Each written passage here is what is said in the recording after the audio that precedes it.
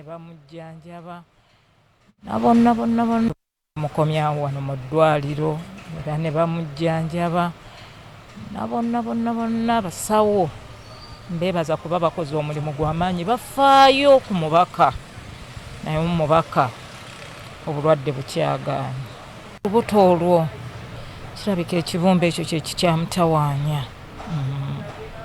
kubanga ogenda okulaba nga ali akamera ate ogenda okulaba nga agaanye era navudde wannaze ssaawa 7 ogw'emisana navuddewo saa 12 naye olunaku olwaleero kimazemu nnyo amaanyi kineeraliikiriza okuba nti omulwadde gwe nalese ng'awa essuubi olunaku lw'eggulo embeera yateesajjuse abadde tasobola na kutuula mu kastretcher.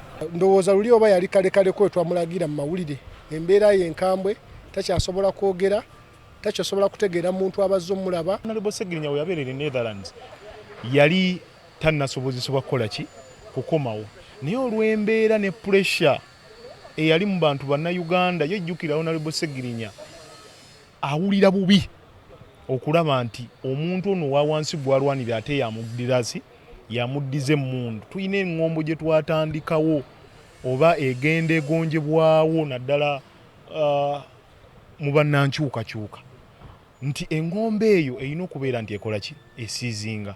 Honorable Ssegirinya senga obujjanjabi yali yabumalayo bulungi mu ggwanga ly'e Netherlands osanga teyali tuuse ku mbeera eno. Naye omubaka abanga atereera ate embeera n'ekyuka. Kati mbadde nsaba Paalamenti bonna batuule basse kimu basobole okuba nga omubaka agenda ebweru. Kubanga Ssegirinya mbaka Paalamenti alina privileges okufuna obujjanjabi tobanga medical board. Kale kakati ebyo nno biringa bwe biri nze kyendowooza ekisinga obukulu mubaka muteeka mu ssalanze lwe nasembayo mulaba nga mulwadde bulungi kadde baali bamuzza waka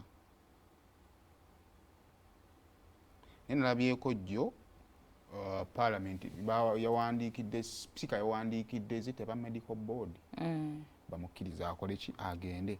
Kakati nze nzikiriza nti ekyetaagisa kigenda kukolebwa kubanga at least office zonna ezikwatibwako ziri nno so naye tulina ekisooka financial support erina okubeerawo.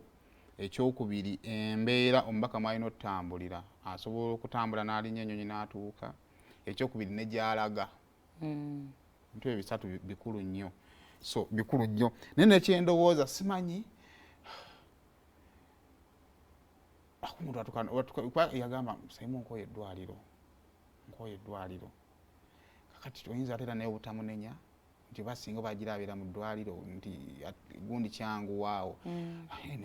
Tusabe bisabi Katonda kuba abannaye ebintu by'obulamu butuuka n'obukanika nebanga mmotoka nkadde bwogikanika kyokanika kinate nekikyangalana naye tumusabire busabizi ayongere kubanga ateerera kubanga tuteka tukyetaaga Honorable Ssegirinya tukyamwetaagira ddala.